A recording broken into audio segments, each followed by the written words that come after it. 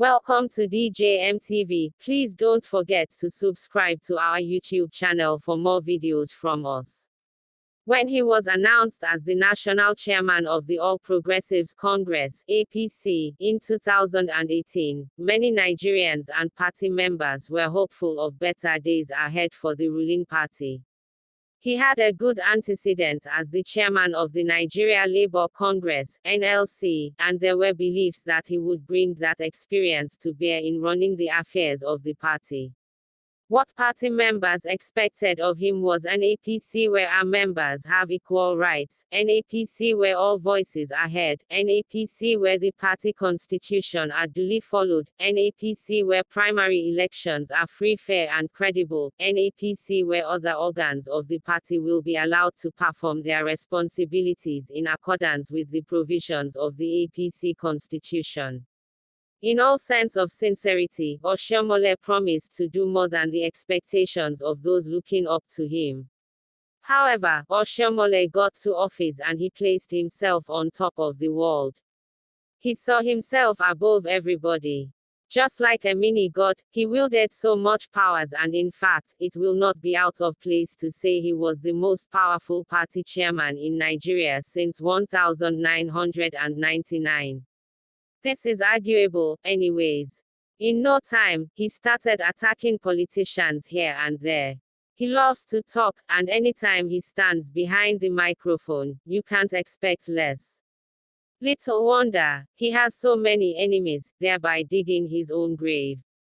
Immediately after his inauguration as the national chairman of the APC, his first target was former President Olusegun Obasanjo. That day, Oshiomhole told Buhari to ask for the refund of the $16 billion purportedly spent on power in 8 years from Obasanjo. He said the more dollars Obasanjo spent on power, the more darkness in Nigeria. Aside from that, at every given opportunity, Oshiomhole would call out Obasanjo, especially if the former president said something against the government of President Buhari. This continued even when Obasanjo refused to exchange words with someone like Oshiomhole. Also addressing a rally in Calabar, Cross River State, Oshiomhole said Obasanjo should be punished for ceding Nigeria's Bakassi Peninsula to Cameroon in quest for Nobel Prize for Peace. Nobody knows where Oshiomhole got that from. But when Oshiomhole was doing this, he didn't know the end would come so soon. When Oshiomhole became APC chairman, it was like he has been targeting some people in Buhari's cabinet. In July 2018, he threatened to suspend Chris Ngige from the APC, while also promising to tell Buhari to remove him from his cabinet.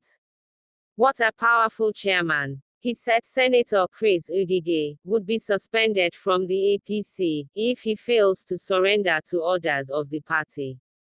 The bone of contention was when he directed Ngige to inaugurate governing councils of boards in the ministry. Is he Buhari? Many asked.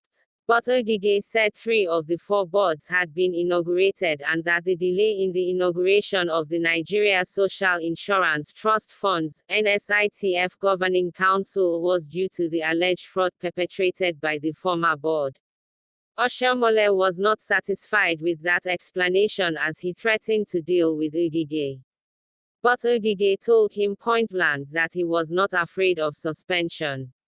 Look at it today, the Oshiomhole that was planning to suspend Ngige was suspended by an ordinary ward chairman.